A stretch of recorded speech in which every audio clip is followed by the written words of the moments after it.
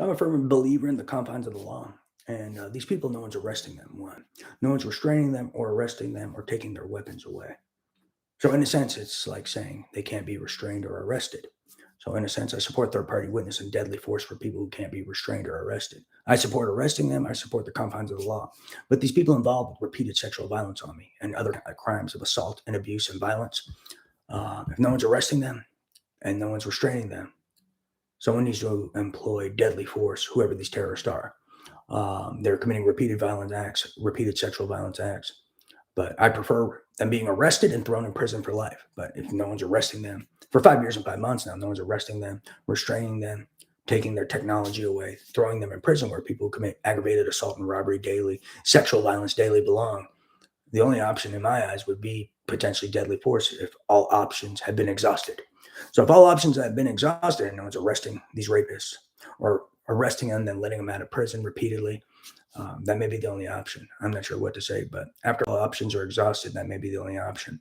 But whoever these terrorists are, they need to go to prison. They're committing repeated accounts of sexual violence, repeated accounts of assault, attempts of murder, conspiracy to murder, repeated accounts of theft. So if all options have been exhausted, confines of the law. That's what I support. Confines of the law. But so this person committing repeated accounts of sexual assault, and no one's arresting them. I mean, that may be the only option. But after all options are exhausted, that may be the only option to put down or put a rabid animal or rabid human to sleep.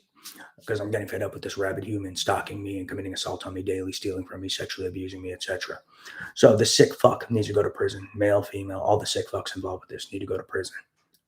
And if no one's throwing them in prison, no one's restraining them, taking their technology, that may be the only option left, which is pathetic. Whoever this running this government, whatever this government is, or this world, or whatever the hell's going on, is a fucking moron because these people should have been in prison a long time. They should have been in prison 4 years ago.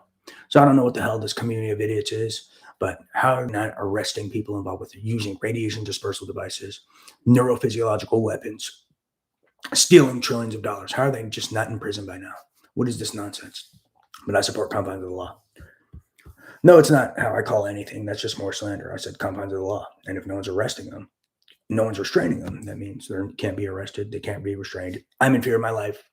Every second of the day, these people are on the loose and committing assault and crimes on me.